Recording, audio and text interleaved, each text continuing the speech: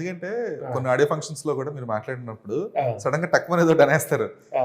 నాకు బాగా గుర్తు ఏంటంటే అరవింద సమేత సక్సెస్ మీట్ ఆయన పాపం 3 నెలలు అసలు ఏం తాకుండా ఏం చేయకుండా అనగానే ఎన్టీఆర్ గారే అన్నాడు.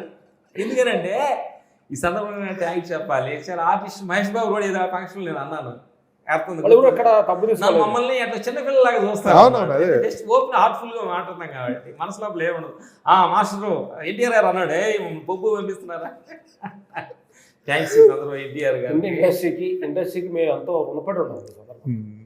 ఇండస్ట్రీకి మమ్మల్ని చదువు లేకుండా అమాయకంగా మా పల్లెటూరు మాటలని వాళ్ళందరూ బరాయించి మమ్మల్ని ఇంత పెద్ద చేసిన ఇండస్ట్రీకి డైరెక్టర్ ప్రొడ్యూసర్లకి థ్యాంక్స్ చెప్పాలి. ఫస్ట్ రవితేజ గారి సినిమాలు చేస్తున్నప్పుడు కొన్ని మా తెలుగు మాటలు కూడా కొంచెం అర్థమయ్యేది కాదు. రవితేజ గారు ఇంకో మాట చెప్పండి అనేవాడు. ఏ సినిమా సార్ అది? ఫస్ట్ రవి గారి స్టార్టింగ్ ఈడియట్స్ మాటలు కూడా అంత క్లారిటీ వచ్చేవి కాదు. ఏదో క్లారిటీ మాట్లాడదాం అనుకుంటాను, కరెక్టా కాదు మీరే చెప్పాలి.